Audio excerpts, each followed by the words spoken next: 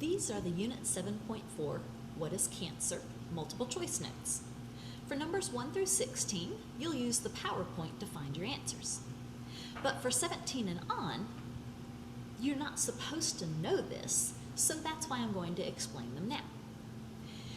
First of all, a tumor is a group of cells that are growing out of control. And a tumor that is localized is not moving through the body. It's staying where it is, and it is not metastasizing to the rest of your body. That tumor is known as a benign tumor. Benign, the G is silent. A tumor that is spreading and moving through the body and metastasizing is a malignant tumor. The prefix mal is one that means bad. So a malignant tumor is bad because it's spreading. Carcinogens are things that cause cancer. The two major ones are ultraviolet radiation, which is ultraviolet light from the sun. It's not nuclear radiation, it's radiating or shining from the sun. And that ultraviolet light can cause skin cancer. Smoking is another risk factor, and that can cause lung cancer. A mutagen is something that will mutate the cells, like ultraviolet radiation or smoke. They mutate the DNA inside the cell. If the DNA is mutated and that cell divides, then both of the daughter cells will have that same mutated DNA. Now, don't worry, you can only pass cancer onto your kids if it's in the DNA in a gamete, which is an egg or a sperm. If the DNA is in your skin or your blood or an organ, that is not going to be passed on to your kids because you don't pass on your skin. You pass on that egg or sperm, and that's what makes that baby. Number 22, risk factors for cancer include genes that you inherit, what you eat, drink, how much you exercise, and ultraviolet radiation from the sun, ultraviolet light. But breathing is not a risk factor. You kind of have to breathe. Tumors are harmful for many reasons. They steal nutrients that other cells should be using.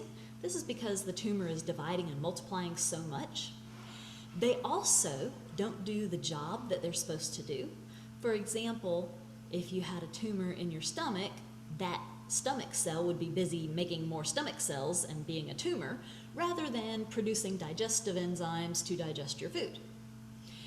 They take up valuable space. For example, if you had a stomach tumor, that could be taking up the room that the food needs, or it could be taking up the room that other organs needed to be using. Which cancer is diagnosed more frequently than any other? Well, you already learned from the PowerPoint that breast cancer is the most common cancer.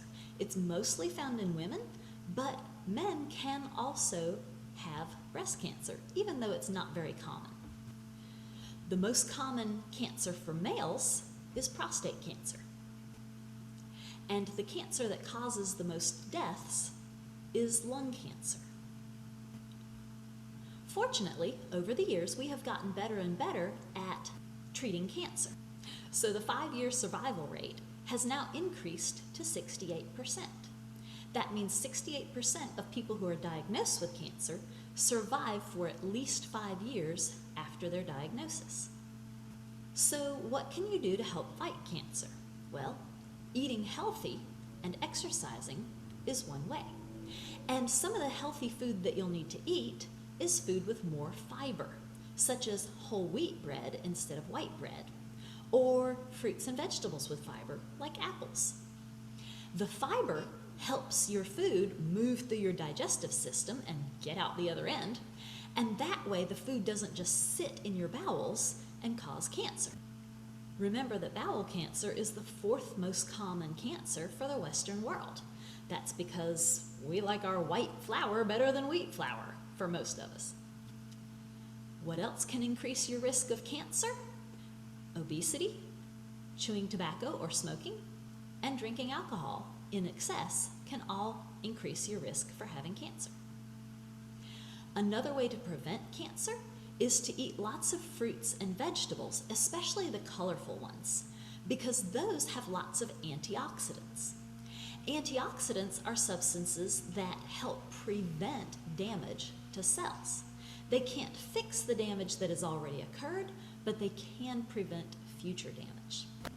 Finally, you already know that smoking is a risk factor for cancer. But what type of risk is it? Well, environmental risks are risks that are out in the world, such as pollution, smog, things like that. Behavioral risks are choices you make and behaviors you do that increase your risk.